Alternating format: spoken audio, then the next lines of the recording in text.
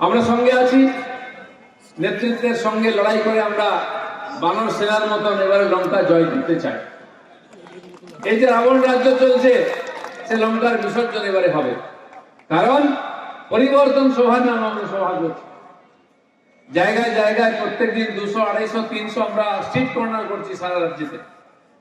পশ্চিমবঙ্গের পরিবর্তনের জন্য গতবারও পরিবর্তনের লড়াই হয়েছিল, অর্ধেকটা হয়ে আটকে গেছে, এবার সেটা পুরো করতে হবে।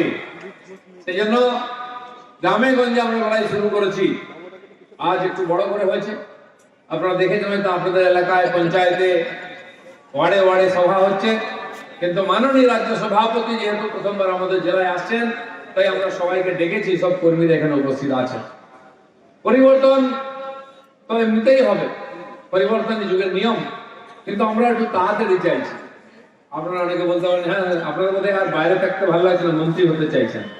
নিশ্চয়ই মন্ত্রী হব, মন্ত্রী তো হতেই হবে, নাহলে আপনাদেরকে সুবিধা দেবো কি করে? গরিব মানুষের জীবনের পরিবর্তন কি করে করবো? পশ্চিমবাংলায় বিজেপি সরকার না হলে নরেন্দ্র মোদী যে গরিব কল্যাণ যোজনার সমস্ত সামগ্রী পাঠাচ্ছেন এখানকার গরিব মানুষের জীবন পরিবর্তনের জন্য, সেটা আপনার কাছে পৌঁছবে কি করে? আবাস যোজনার টাকা লুট হয়ে যাচ্ছে, শৌচালয়ের টাকা লুট হয়ে যাচ্ছে, রাস্তায় যে পানীয় জল আসবে জল জীবন মিশনের টাকা লুট হয়ে যাচ্ছে, বিদ্যুতের, ড্রেনের, ফুটপাতের, এমনকি আপনার রেশন লুট হয়ে যাচ্ছে। ছেলে মেয়েদের জন্য জুতো দিচ্ছে সরকার, তাও ফাটা, জামা কাপড় দিচ্ছে ঘর নেতার মতো, ঘর মোছার মতো, সাইকেল দিচ্ছে, তার পেডেল নেই, তার টিউব নেই, তার টায়ার নেই। এর পরিবর্তন চাই, সেই জন্য আমরা পরিবর্তন যাত্রা করছি। একজন তো যুবক থেকে গেল, বিয়ে হলো না, পিএম হলো না, দাড়ি পেকে গেল, যাত্রা করছে। ইলেকশন গুজরাটে, কেরলে গিয়ে যাত্রা করে, বলুন কংগ্রেসে কি হবে? মাটি চাপা পড়ে গেছে। আর একজন এখন বেরিয়ে পড়েছেন, সাবালক্ষতা কাটিয়ে রাস্তায় নেমেছেন, এবার নাকি উল্টে দেবেন, পাল্টে দেবেন। কি করবেন সেটা তো বাংলার মানুষ জানে। তাই এসআইআরই আমরা বুঝেছি, দিদিমণির যে ভবানীপুর থেকে যেতেন, সেখানে 44,500 নাম বাদ গেছে। উনি কত ভোটে যেতেন? কেন যেতেন আমরা জানলাম। যেই নন্দীগ্রামে গেলেন, ওখানকার লোক কানমূলে বাড়ি পাঠিয়ে দিল হাতিয়ে দিয়ে। ওখানে মাত্র 10,000 মৃত ভোটার ছিল, জিততে পারলেন না। ভুয়ো ভোট নাহলে জিততে পারেন। তার খুব প্রিয় ভাই মেয়র ববি হাকিম, তার এলাকায় 66,000 বেরিয়েছে ভুয়ো ভোটার। বুঝতে পারুন তাহলে ভোটার আদলে 20, 25, 30% ভুয়ো ভোটার আছে। এই যে 3 বার জিতেছে টিএমসি, পুরোটা ভুয়ো ভোটারের ভোটে জিতেছে। সিপিএম তাই করতো। এবারে এসআইআরটা থেকে গুরুত্বপূর্ণ।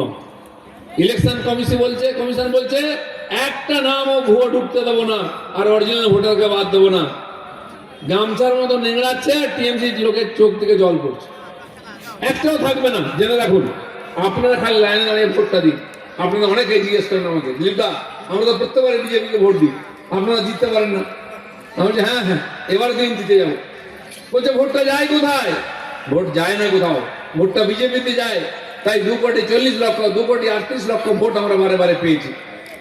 তারপরেও এই যে 50-60 লক্ষ ভোট বেশি, সেটা হচ্ছে ওই 1 কোটি ভুতুড়ে ভোটারের থেকে ভোটটা পড়ে যায়, তাই আমরা জিতেও হেরে যাই। এবারে কিন্তু তা হবে না। দরকার হলে কেন্দ্রীয় বাহিনী ভোটের রুমের মধ্যে থাকবে, বুথের ভিতরে থাকবে। ভুয়ো ভোটার ঢুকবে না, ফলস ভোট চলবে না।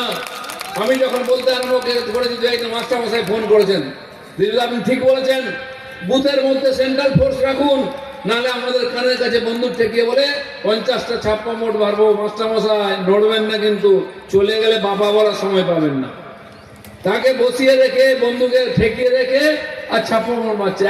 50 থেকে 100টা ভুয়ো ভোট এক একটা বুথে পড়ে। ভাবুন 250টা যে বুথ হয় একটা বিধানসভায়, কত ভোট পড়লো? ওটাই তো লিড আছে।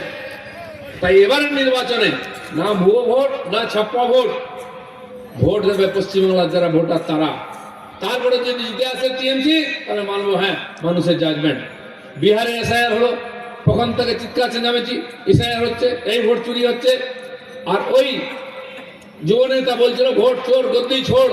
মোদিজিকে বলছে ভোট চোর, ভোট চোর, ভোট চোর। যখন ভোটের রেজাল্ট বেরোলো, মানুষ এমন ধুইয়েছে না, কংগ্রেসকে দূরবীন দিয়ে খুঁজতে হচ্ছে বিহারে। ইউপি, বিহার, মধ্যপ্রদেশে কংগ্রেস নাই। বাংলায় এখানে তো চন্দন দেওয়ার জন্য পাওয়া যায় না।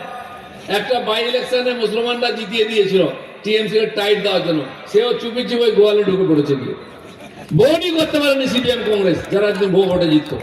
আর এবারে টিএমসি সুযোগ এসছে। আসুন, পশ্চিমবাংলার ভাগ্য পরিবর্তনের জন্য, আপনার ছেলে মেয়ের ভাগ্যের পরিবর্তনের জন্য বিজেপিকে জেতাতে হবে। সারা ভারতবর্ষ তারা বারবার বিজেপিকে জেতাচ্ছে, তিনবার মোদীকে প্রাইম মিনিস্টার করেছে এখানকার লোকেরা।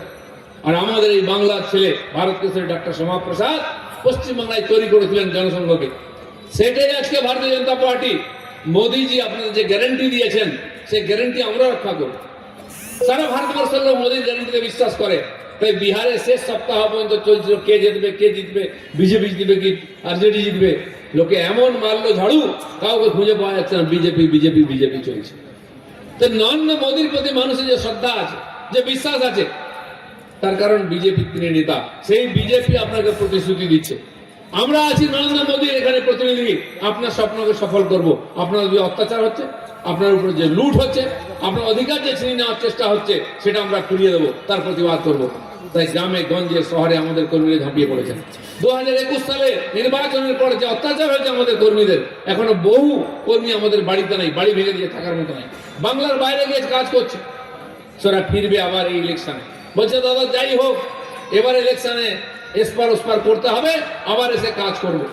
খালি আপনারা আমাদের সাহস দিয়েছেন, আপনারা সমর্থন করেছেন, আশীর্বাদ করেছেন বলে আমরা বড় বড় কথা বলছি। নরেন্দ্র মোদী প্রধানমন্ত্রী হয়েছেন, এখানে এমপি এমএলএরা বসে আছেন, সবই আপনাদের আশীর্বাদ।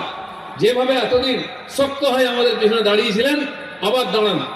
আপনারা যেটা চেয়েছেন একদিন 2026 সালে সেটা সফল হবে। আর এখানে ডবল ইঞ্জিন সরকার হবে, বিজেপি সরকার হবে। আর সেই বিজেপি এখানে সোনার বাংলা গড়বে, যে বাংলার স্বপ্ন আমরা দেখেছি এতদিন। আমাদের ভিডিও ভালো লাগলে লাইক এবং শেয়ার করুন। কমেন্ট সেকশনে গিয়ে জানান আপনাদের মতামত। আরও ভিডিও পেতে আমাদের চ্যানেল সাবস্ক্রাইব করুন এবং প্রতি মুহূর্তে খবরের আপডেট পেতে প্রেস করুন বেল আইকন।